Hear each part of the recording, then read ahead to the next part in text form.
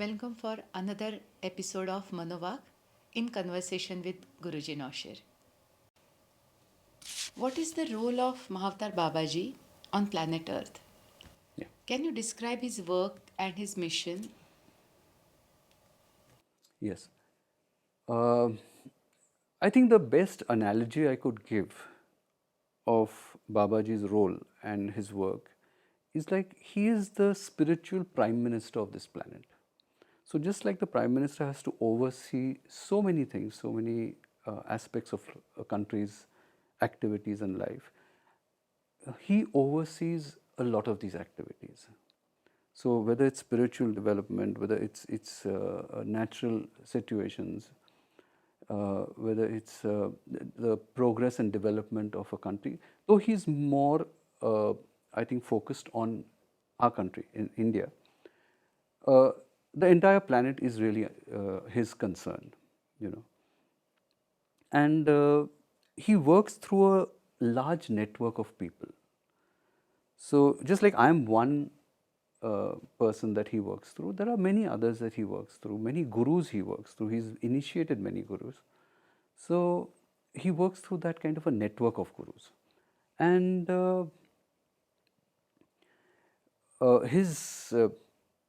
I think his main role, if is what I gather from my uh, interaction with him and my communication with him for the last 20 years, his major role is the preservation and propagation of Sanatana Dharma. That is his primary responsibility. But of course, there are various other things that he looks after, which we don't even know or we can't even imagine. I mean, he has such powers that he can transcend the dimensions. So he's not only confined to the physical dimension, he can transcend the dimensions into astral and further on if he wants to. So, very difficult to say what he does in those dimensions. But as far as the physical dimensions concerned, I would say his major uh, uh, role is the preservation and propagation of Sanatana Dharma. Guruji, now next question obviously is what exactly is Sanatan Dharma?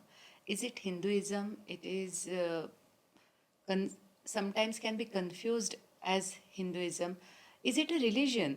Can you throw some light on Sanatan Dharma? Yeah, I can throw some light in the sense I have not read the Shastras, I have not read the Vedas, I'm not a Pandit. But whatever information I've got from Babaji. Means he's at times written sheets and sheets of information for me and sent it to me. So whatever I am saying is what he has taught me, not what I have learned from the books.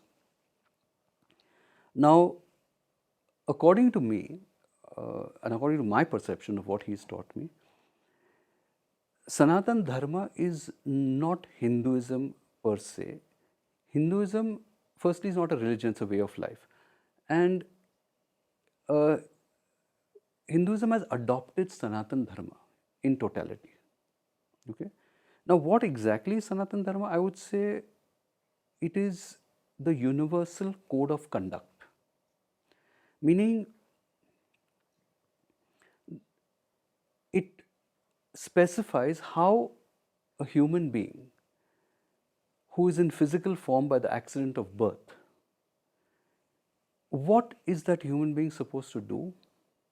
How is that human being supposed to conduct himself or herself? What is the purpose for which this birth is given? And not only the purpose, but how to achieve that purpose. So basically, what Sanatan Dharma does is universal. It doesn't belong to any one religion. It belongs to every human being. I mean, by the fact that you are born, you are supposed to utilize that opportunity, that gift, that birth for something, which is the evolution of your soul. And it kind of gives you the techniques, the ways and methods of removing your gross ignorance, because in ignorance we all we do is sleep, eat, drink, fornicate, collect wealth, just do our day to day work, and we think that money is the ultimate god, but it's not. I mean, in a flash, everything is left behind. So what Sanatana Dharma does is tells you what your purpose for this birth is and how to achieve it. In fact, it is through Sanatana Dharma that you get all the paths of yoga, all your bhakti yoga, your jnana yoga, your kriya yoga, your raj yoga, your laya yoga, all these are just the ways and means of achieving what Sanatana Dharma says is the purpose of your life, which in very concise terms is the discovery of your real self and who you are, other than the personality that you think you are. So there are no doctrines as such in this No, particular path, there or are no doctrines or dogmas, but there are, as I said, it's a code of conduct. There are certain rules, there are certain stipulations, which tell you how you should be as an ideal human being. so that means it applies to every human being, It does apply regardless to every human being, yes, of course, because that's what I said. I mean, it's not. regardless of the religion that they are It's born in. exactly. But now what has happened is that since there have been many religions, and of course they have their own principles and own dogmas and own doctrines. Uh, this has been confined only to Hinduism. I mean, that is now that's how it's played out. But no, Sanatana Dharma applies to every human being because it does not have uh, uh, uh, uh, any specification to any one entity. It is discovery. It is self-discovery. How to bring out the divinity in you, not to search for divinity outside. I think why other religions and of course Hinduism. Generally, in Hinduism, we acknowledge so many gods and goddesses, and there the difference starts with other religion.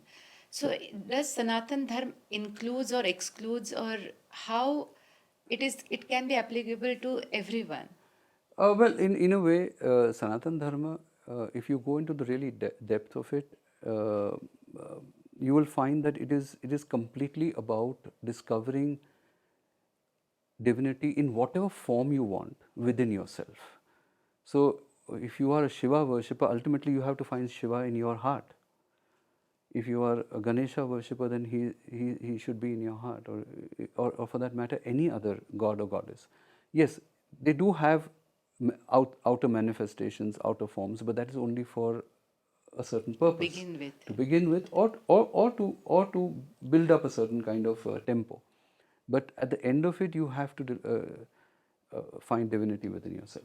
Is it mandatory to believe in some god to follow Sanatan Dharma? No, it's not mandatory. Definitely, it's not mandatory, but it helps. It helps to gain faith in divinity, develop surrender. Also, it helps you to align with the divine purpose and role, because to sort of think of God as a void or formless and without guna, nirgun, in the nirgun form, it's very difficult. So when you have a form in front of you, it is easier to identify. But then ultimately you go on to discovering that form within you. So it's not restrictive. In fact, It's it's not restrictive. liberating. It's liberating and it's inclusive. It's definitely not restrictive. Thank you, Guruji, because I think this question answers most of the doubts that people have about Hinduism Yeah. and about Sanatan Dharma. And generally, religions are placed against each other. I think Sanatan Dharma includes everything of everything and can be claimed to be the Precisely. universal It is a guideline. universal code of conduct. I mean, that's the best way you can describe it. So, Thank you so much, Guruji. It will really help us to understand our own philosophy in a better way. Thank you so much for joining us for MANOVAAC. See you in the next episode.